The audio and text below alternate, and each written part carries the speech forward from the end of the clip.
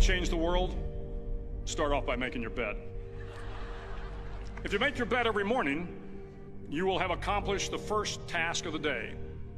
It will give you a small sense of pride, and it will encourage you to do another task, and another, and another.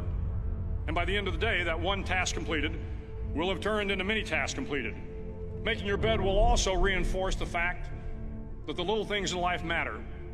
If you can't do the little things right, you'll never be able to do the big things right. And if by chance you have a miserable day, you will come home to a bed that is made, that you made. And a made bed gives you encouragement that tomorrow will be better. To pass SEAL training, there are a series of long swims that must be completed. One is the night swim. Before the swim, the instructors joyfully brief the students on all the species of sharks that inhabit the waters off San Clemente. They assure you, however, that no student has ever been eaten by a shark, at least not that they can remember. But you are also taught that if a shark begins to circle your position, stand your ground. Do not swim away. Do not act afraid. And if the shark, hungry for a midnight snack, darts towards you, then summons up all your strength and punch him in the snout, and he will turn and swim away. There are a lot of sharks in the world. If you hope to complete the swim, you will have to deal with them. So if you want to change the world, don't back down from the sharks. Over a few weeks of difficult training, my SEAL class, which started with 150 men, was down to just 42. There were now 6 boat crews of 7 men each.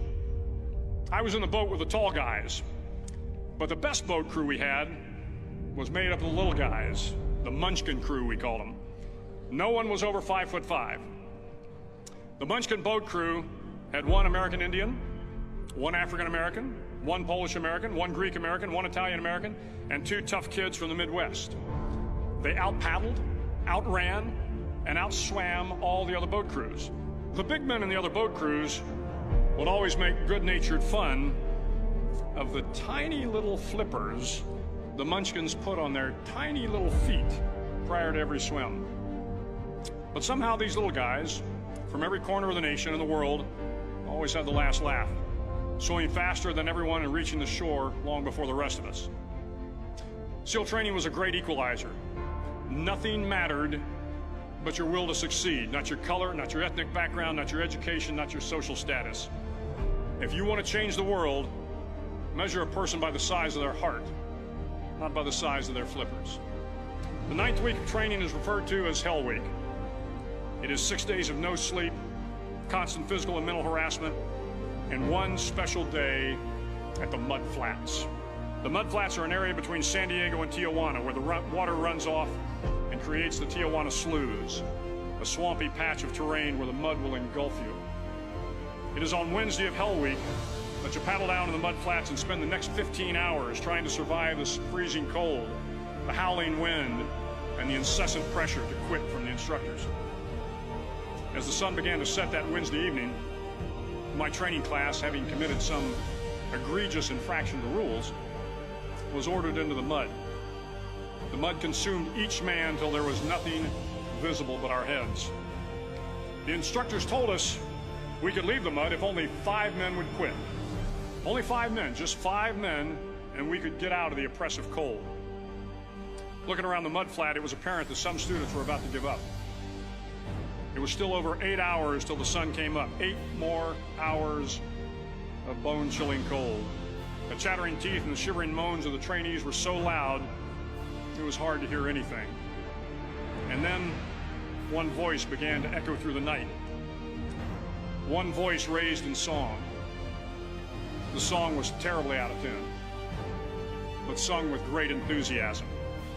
One voice became 2, and 2 became 3, and before long, everyone in the class was singing. The instructors threatened us with more time in the mud if we kept up the singing, but the singing persisted, and somehow the mud seemed a little warmer, and the wind a little tamer, and the dawn not so far away. If I have learned anything in my time traveling the world, it is the power of hope. The power of one person, a Washington, a Lincoln, King, Mandela, and even a young girl from Pakistan, Malala. One person can change the world by giving people hope. So if you want to change the world, start each day with a task completed. Find someone to help you through life. Respect everyone. Know that life is not fair and that you will fail often. But if you take some risks, step up when the times are the toughest, face down the bullies, lift up the downtrodden, and never, ever give up. If you do these things, the next generation and the generations that follow will live in a world far better than the one we have today. And what started here will indeed have changed the world for the better.